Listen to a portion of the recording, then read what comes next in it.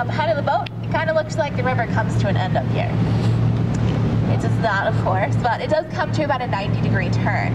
Now, it's really not too big of a deal these days, but if you think prior to the construction of the Kilbourne Dam here in town, water was rushing much faster through this area, up to 40 miles an hour.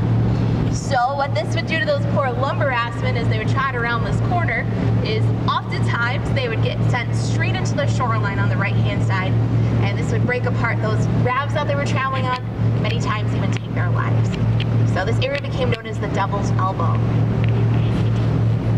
It's actually been said that there was so much lumber that would end up washed up on the shorelines here that locals used to come down here, collect that lumber, and use it to build their homes out of. And because of how dangerous it was, it also did start a new profession out here known as standing river pilots. What these men would do is they would wait down here just before the Narrows. They would hop on those lumber rafts as they were traveling downriver, and then help the men safely navigate through this area, make it through here alive.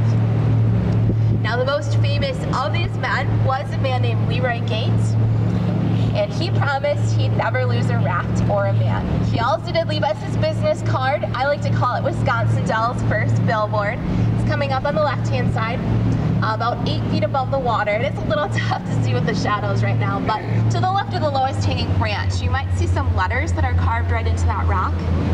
And that reads Leroy Gates, Dells and River Pilot from 1849 to 58.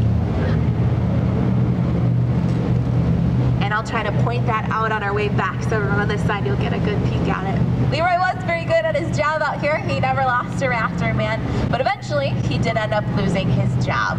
West of here. Been around here 37 years, drove these boats a long time. Now I just help out. Kind of interferes with my fishing. All right.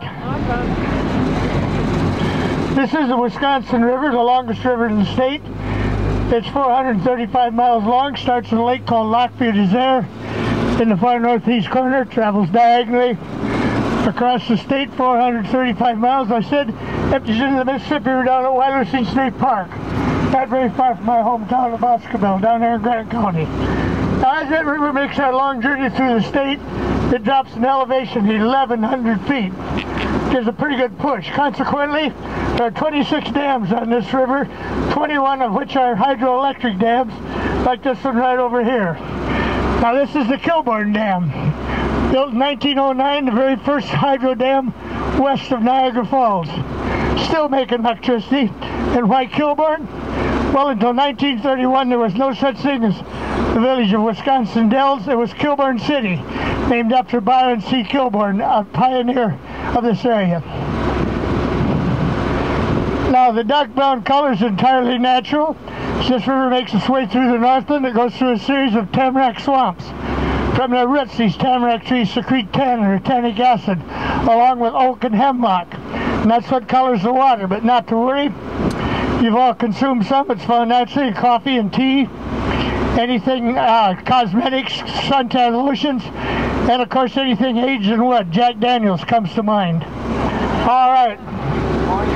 We eat the fish out of this river and we swim in this river. Now, fish, we got them. Bluegills and crappies and rock bass, both kinds of black bass, white bass, lots of deer, and once in a while a bear. But you don't worry about bears in Wisconsin. You know why? You draw a goal line all the way around your property. No bears shall cross that goal line in Wisconsin. And if I missed anybody, that goes for Vikings and Lions too. Like that.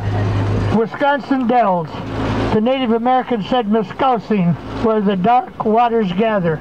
Along came the French and saw these flat rocks, flagstones if you will.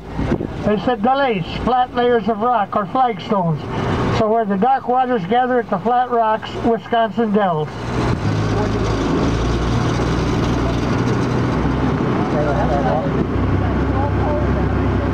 Just look at all the poles I got. It's got the smoking tubes that's supposed to be. They told us not to smoke here.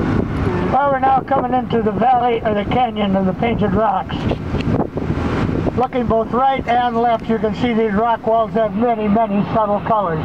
This was caused by the trace minerals in these rocks: lead, zinc, iron, copper.